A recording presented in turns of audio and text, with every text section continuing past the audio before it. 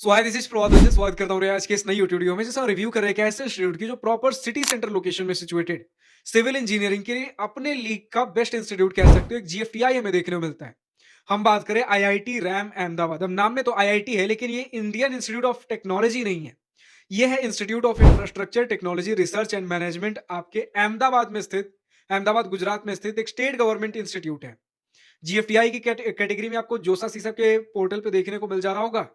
2013 में स्थापना हुई थी एंड 2025 में तो नहीं लेकिन 2024 में एनआरएफ इंजीनियरिंग रैंक बैंड 201 से 300 के बीच रखा गया था।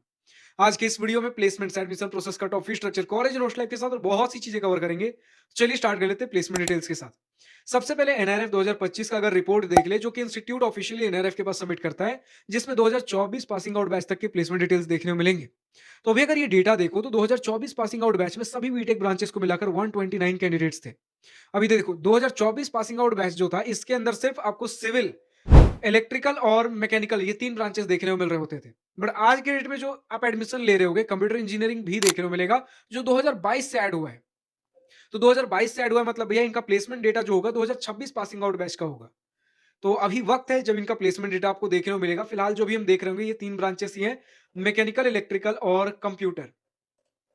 वैसे इनके डेटा को थोड़ा और अगर देखें तो इन्होंने कहा भैया कि 228 कैंडिडेट्स फाइनली फर्स्ट ईयर में एडमिशन लिए थे 2021 वाले बैच 2020 वाले बैच में। और फाइनली जब पास आउट हुए तो 129 स्टूडेंट्स पास आउट हुए, क्योंकि कई सारे स्टूडेंट्स बीच में इंस्टीट्यूट लीव भी करते हैं। तो ये है कि फाइनली 129 स्टूडेंट्स ग्रेजुएट हुए। हो सकता है किन्हीं का बैक लगा हो तो फाइनली ग्रेजुएट नहीं हुए। कुछ हो सकता है कि भैया बीच में इंस्टीट्यूट छोड़ दिए हो। तो मुद्दे की बात यह है कि एनआरएफ का ऑफिशियल डेटा ये कह रहा है भैया 2020 वाले बैच में 228 कैंडिडेट्स फर्स्ट ईयर में एडमिशन लिए, लेकिन पास आउट जो ग्रेजुएट हुए वो 2024 में सिर्फ 129 थे। एंड उनमें से प्लेसमेंट लगी 62 को, जो कि प्लेसमेंट परसेंटेज रफली 50% का बनता है। 19 स्टूडेंट्स ने 19 स्टूडेंट्स ने हायर स्टडीज के लिए परस्यू किया एंड 4.84 का मीडियन पैकेज आप कह सकते हो। 4.84 एलपीए का सभी बीटेक ब्रांचेस को मिलाकर ये आपका मीडियन पैकेज था। अब अगर स्टूडेंट्स की माने, स्टूडेंट्स कह रहे भैया जितने भी स्टूडेंट्स एलिजिबल होते हैं प्लेसमेंट्स के समय तक, उसमें लगभग 70 से 80% केसेस में आपको प्लेसमेंट देखने को मिल जा रहा होगा।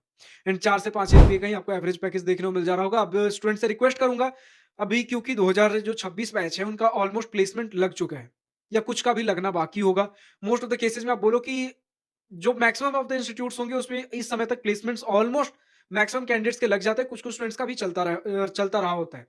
तो क्योंकि अभी स्टिल ऑनगोइंग है लेकिन मैक्सिमम स्टूडेंट का प्लेसमेंट लग चुका होता है, इसलिए अभी ऑफिशियल डेटा इंस्टीट्यूट की तरफ से रिलीज नहीं किया जाता है।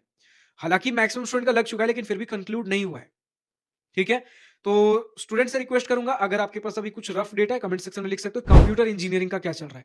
क्योंकि कंप्यूटर इंजीनियरिंग के लिए फर्स्ट बैच है। ठीक है? जिनका भी प्लेसमेंट चल रहा है। फिलहाल तो यही है कि 4 से 5 एलपी का आपको प्लेसमेंट देखने को मिल जाएगा एंड जिस रैंक पे आपको देखने को मिलेगा, कट ऑफ थोड़ी देर में डिस्कस करेंगे। उस रैंक पे आप सिविल इंजीनियरिंग के लिए बेस्ट इंस्टीट्यूट कह सकते हो। सिविल इंजीनियरिंग के लिए आपकी कंपनीज कोर सेक्टर की कंपनीज बुलाई जा रही होती हैं। जैसे जिस रैंक पे भी हम थोड़ी देर में डिस्कस करेंगे, मोस्ट ऑफ द इंस्टीट्यूट्स में आईटी सेक्टर की कंपनीज, सर्विस बेस्ड कंपनीज बुलाई जाएंगी, लेकिन यहाँ पर कोर सेक्टर की भी कंपनीज आपको देखने को मिलेंगी। ठीक है? क्योंकि कंप्यूटर इंजीनियरिंग इनके लिए नया है, इसके पहले तो कोर ब्रांचेस ही थे। तो इसी प्रकार का कुछ इंस्टीट्यूट है। प्लेसमेंट के मामले में अब अगर हम बात कर लेते हैं एडमिशन प्रोसेस कुछ किस प्रकार का है, तो एडमिशन प्रोसेस के लिए सीट्स दो हिस्से में डिवाइडेड है। सबसे पहला हिस्सा आपका बनता है भैया कि एसीपीसी काउंसलिंग के थ्रू आप एडमिशन लोगे, जिसके लिए जीयू जे सीईटी आपका गुजरात का स्टेट लेवल एंट्रेंस एग्जामिनेशन है। ये देते हो कुछ वेटेज जीयू जे सीईटी को, कुछ वेटेज आपके क्लास 12 बोर्ड आपके जो मार्क्स रहते हैं उसके। ये दोनों वेटेज मिलाकर आपका जो भी एक मेरिट रैंक डिसाइड होगा उसके बेसिस पे एसीपीसी काउंसलिंग के थ्रू आपको एडमिशन देखने को मिलेंगे गुजरात होम स्टेट कैंडिडेट्स के लिए। बाकी रिमेनिंग सीट्स के लिए जोसा सीसेप के थ्रू ऑल इंडिया कोटा वाले सीट्स, जिसपे Gujarat as well as outside Gujarat दोनों कैंडिडेट्स एलिजिबल होंगे। जोसा सीसेप वाले सीट्स के लिए है एंड कैसे एडमिशन लेना है, तो जेई मेन का एग्जाम दोगे, जेई मेन के एग्जाम में जो भी रैंक बनेगा जोसा सीसेप काउंसलिंग के थ्रू एडमिशन मिलेगा। वापस से समराइज करता हूं, कुछ सीट्स एसीपीसी काउंसलिंग के थ्रू एंड आप एग्जाम जो इसमें अप्लाई करोगे, स्कोर जो अप्लाई होगा आपका जेयू जीयू जे सीईटी का प्लस क्लास 12 बोर्ड, इनका एक कंबाइंड मार्क्स एक मेरिट रैंक बनेगा आपका सिर्फ गुजरात होम स्टेट कैंडिडेट्स के लिए एसीपीसी काउंसलिंग। बाकी जो सीट्स बच गए ऑल इंडिया कैंडिडेट, यानी कि Gujarat as well as outside Gujarat दोनों ही जेई मेन का एग्जाम दोगे, उसके बेसिस पे जोसा सीसेप काउंसलिंग में अप्लाई करोगे। हम अगर बात कर ले भैया आपके कट ऑफ के बारे में, देन सबसे पहले हम बात करते हैं एसीपीसी काउंसलिंग का। कट ऑफ कुछ इस प्रकार है, लास्ट राउंड का हम डेटा देख रहे हैं 2025 का for general student, gender neutral, बिना किसी भी प्रकार का रिजर्वेशन के। तो सिविल इंजीनियरिंग 21,000 रैंक पे क्लोज हुआ। भैया अभी लगे भाई इतने कम रैंक पे क्लोज हुआ, यार ये एसीपीसी का आपका रैंक है, यानी एसीपीसी में जितने भी स्टूडेंट्स ने अप्लाई किया उनका रैंक है ये।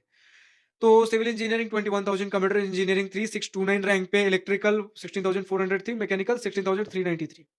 हम बढ़ते हैं जोसा वाले, अगर सीट्स जोसा कट ऑफ के बारे में बात कर लो, 2025 जनरल स्टूडेंट जनरल कैटेगरी। जोसा नहीं, एक्चुअली सीसैप को भी कंसीडर करेंगे आज के इस वीडियो में। बिल्कुल लास्ट राउंड तक चलते हैं।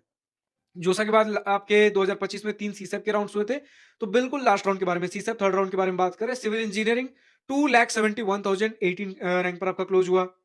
आपका computer engineering 79,460 rank, electrical 1,52,488 rank, mechanical engineering 2,41,068 rank. Cut off देख पा रहे हो, इस रैंक पे भी आपको इस प्रकार के अगर प्लेसमेंट्स देखने को मिल रहे हैं, ठीक है यार, ठीक है। एंड अगर हम बात करें, अगर आपको हर ईयर हर राउंड हर कैटेगरी कट ऑफ चाहिए, कॉलेज प्रवेश की वेबसाइट पर विजिट कर सकते हो।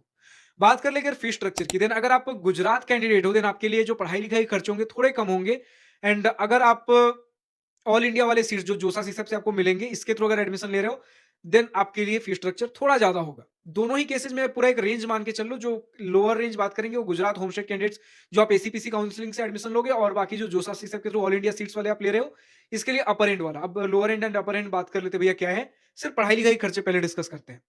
आपके 4 साल का जो पढ़ाई लिखाई खर्च होगा 2.5 लाख रुपए से लेके 4 लाख रुपए। अब लोअर एंड मान लेते हैं गुजरात वाले कैंडिडेट्स के लिए है, जो होमस्टेड सीट्स आप ले रहे हो एसीपीसी काउंसलिंग, और अपर एंड 4 लाख जो है जोसा सिसप वाले ऑल इंडिया सीट्स।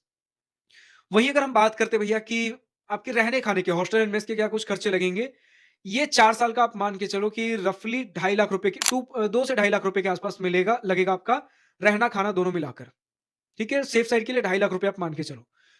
अब इसके अलावा जो भी स्टूडेंट्स आईटी रैम से इस वीडियो को देख रहे हैं अभी तक का, जो भी स्कॉलरशिप का अगर आपके पास डिटेल हो भैया, जो इस इंस्टीट्यूट में पॉपुलर है, चाहे आपका state level, central level scholarship, private scholarship, जो भी डिटेल हो भैया, कितने पैसे मिलते हैं, क्या एलिजिबिलिटी है, कौन से डॉक्यूमेंट्स लगते हैं, किस समय इनका डेट्स आते हैं, कब एप्लीकेशन ओपन होता है, कमेंट सेक्शन में जो भी डेटा आपके पास लिख दो यार, स्टूडेंट को और सहूलियत मिलती है कि और कम फीस स्ट्रक्चर में हमारा एडमिशन हो जाएगा। फाइनली हम पहुंचते अपने कॉलेज एंड हॉस्टल लाइफ के सेक्शन पे, जिसका स्टूडेंट को सबसे बेसब्री से इंतजार होता है। तो बहुत बड़ा कैंपस एरिया देखने को नहीं मिलता, 5 से 10 एकड़ का आपका एक कैंपस है बिल्कुल सिटी सेंटर में।